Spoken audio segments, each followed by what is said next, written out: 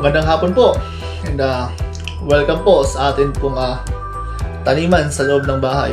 So ngayon po is ipapakita ko po sa inyo kung ano na po yung nangyari doon po sa mga halaman na atin pong itanim nung ating nakaraang vlog. So after 2 weeks po, ito na po ngayon yung nangyari. So ito po yung update ng atin pong mga gulay dito po sa loob ng bahay. So kung mapapansin niyo po, yung atin pong onion is unti-unti na po silang lumalaki. So sa katunayan po is maganda po yung tubo ng ating onion. So halos po lahat is nabuhay po yung ating onion atin pong itanim. So siguro kung mga after 2 to 3 weeks is pwede na po natin itong ilipat para po hindi po siya maging crowded, or maybe 3 weeks siguro. So antayin lang po natin na medyo lumaki po yung stem nya bago po natin siyang ilipat. So yun po yung ating onions, and sa katabi po ng ating onion is dito po yung ating siling pansigang. So ganyan na po kalalaki yung ating siling pansigang ngayon. Siguro ko sa mga susunod na araw is mag-start na po tayong maglipat nitong ating pong siling pansigang, kasi medyo kaya ng onion medyo masikip na po siya sa kanyang lalagyan. So bali ang gagawin po natin is ililipat po natin siya sa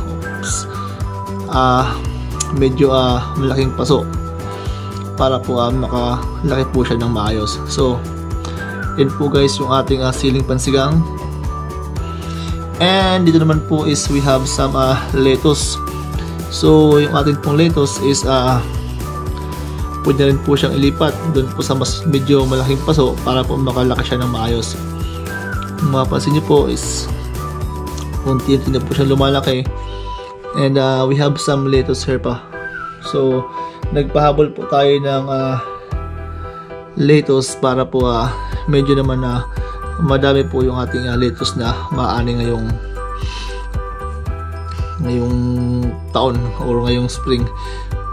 Pero yung atin pong lettuce is pansamantala dito lang po muna sa loob ng bahay, and ang gagamitin lang po natin ngayon is grow lights lang po. Kung susubukan po natin kung gaano po siya kalaki, kung lalaki po siya, and kung makapag-harvest po tayo ng lettuce dito po sa loob ng bahay. So ito rin po is sa katabi po ng ating lettuce, meron din po tayong ito po ay isang uri po ng sili. I think it's pansigang din po siya, pero iba po siyang variety kumpara po doon sa ating isang sili. So yeah, ito po ay sili. So medyo late po ang tubo ng ating sili. I think yung una pong ating siling nilagay dito is namatay po siya. So nagpahabol po tayo ng sili, and nung February 16 lang po to. So meron lang po siyang 7 days or 8 days po itong ating siling pansigang simula po nung atin po siyang naipunla. So yun po yung ating sili, and dito po meron po tayong ito po ay kamatis. So ito po ay isang variety ng kamatis na kung saan is maliliit lang po siya. So ang pangalan po niya is Tiny Tim. Yun po yung variety ng kamatis, and nung February 14 po natin siya ipinanla dahil po yung ating unang kamatis po natin nilagay dito is hindi po siya tumubo dahil minsan po may mga buto or may mga halaman na late po siya tumubo. So ang ginawa po namin is nagpahabol po kami ng kamatis. So dun po sa dulo is meron po tayong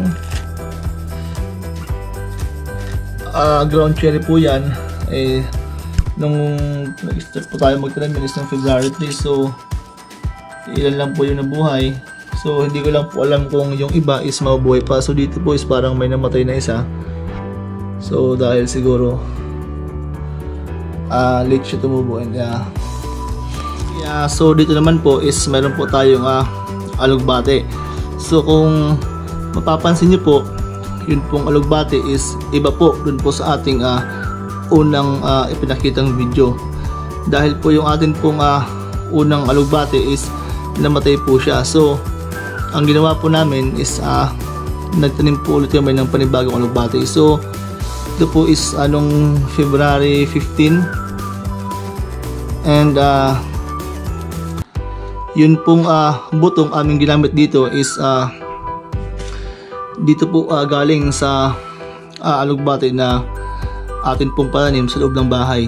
So kung maalala nyo po, yung nung nakaraang fall is nagtanim po tayo ng indoor alugbate, and then yung buto po is siya po yung ginamit namin na pananim dito po sa ating halaman ngayon sa loob ng bahay. So ito po bali yung unang batch ng ating mga pananim dito po sa loob ng bahay. So meron po tayong onion, siling pansigang, lettuce, kamatis, and alugbate. Okay, so yun po yung first batch ng atin pong mga pananim o ng atin pong mga gulay dito po sa loob ng bahay. So far medyo maganda naman po yung tubo niya, maliban lang po dun sa ating ground cherry na kunti lang po yung nabuhay. But karamihan po maganda naman po yung tubo niya. Siguro sa mga susunod na araw mag-start na po tayong maglipat ng ating pong mga halaman para po makalaki siya ng maayos. So titingnan po natin kung ano pong mangyayari sa mga halaman natin sa mga susunod na araw. So guys, thank you for watching, and see you in my next vlog.